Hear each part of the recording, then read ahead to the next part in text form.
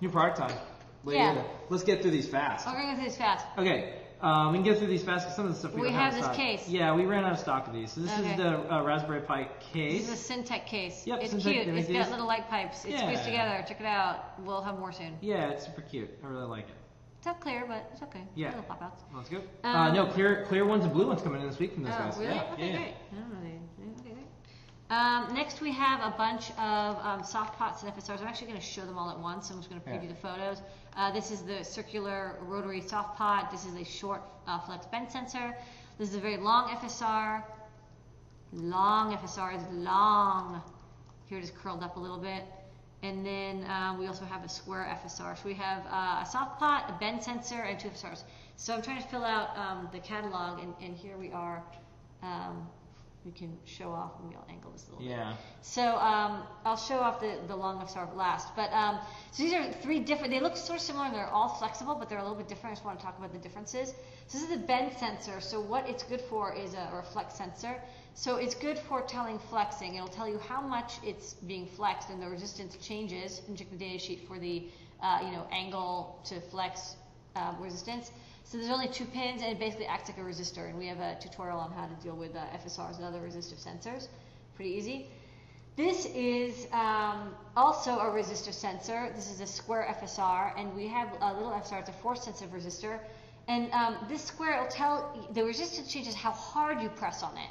So it's not how much you flex it, like the bend sensor, it's how hard you press.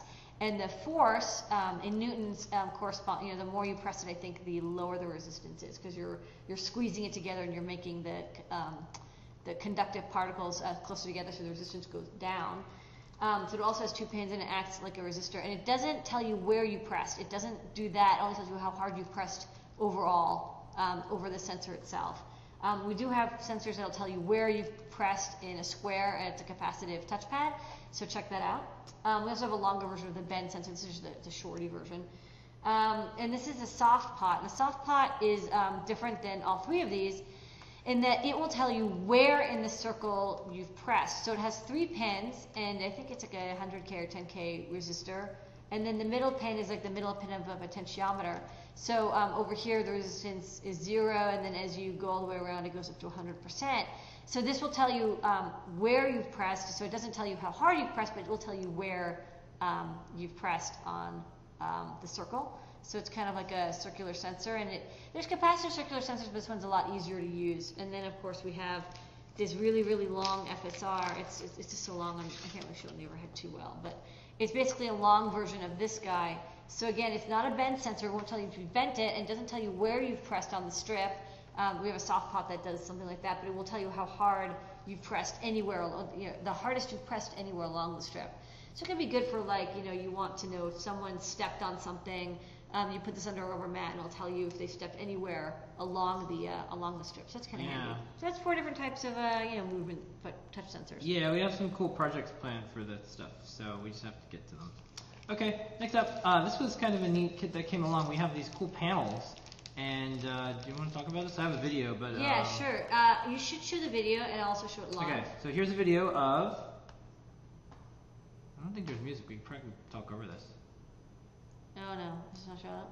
Oh, this is one of sometimes the videos are choppy. No, you know what? It's okay because I have it here. I'll just a live demo. A live demo. Okay, great. So can I go to the overhead really fast, and I'll just show it, and then I can do the demo. So this is a board. So these are the 16 by 32 RGB panels. You get 512 RGB LEDs. This is a lot of LEDs, and they're arranged in a nice panel, and you can tile them together, which is cool. They can tile next to each other, and attached to this is the board itself. So this is a kit by I think Nootropic Designs. Yep.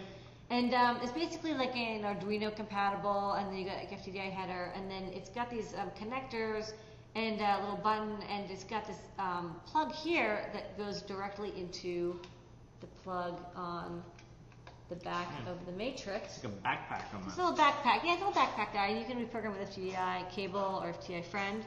And then you just power it with a 5-volt adapter. Make sure it's a 5-volt adapter, because I once powered one of these with a 9-volt, and it doesn't like it at all. So you get your 5-volt adapter, and you plug it in, and then, oh, you know what, I have to plug the adapter in. Hold on 1 second. Okay. I'm gonna go to the photos. Go to the photos and see. While you find it. So yeah, here's some kind of pretty photos. Here's a little background thing. Here's Hold on. here's another one here. This is the kit that it comes with. Man, I'm not having a good power day. Oh yeah. Yeah, this is totally working. Oh, you know what? Maybe I plugged in wrong. Oh, I plugged in wrong. Sorry. Okay. Sorry, plugged in backwards. Okay. Great. Look at that. Wow, that's bright. Yeah. So this is this does a little demo. So now it's got these. It's so bright that you can't really even see it. That's fine. Oh, you can see that. That's pretty You good. can kind of see it.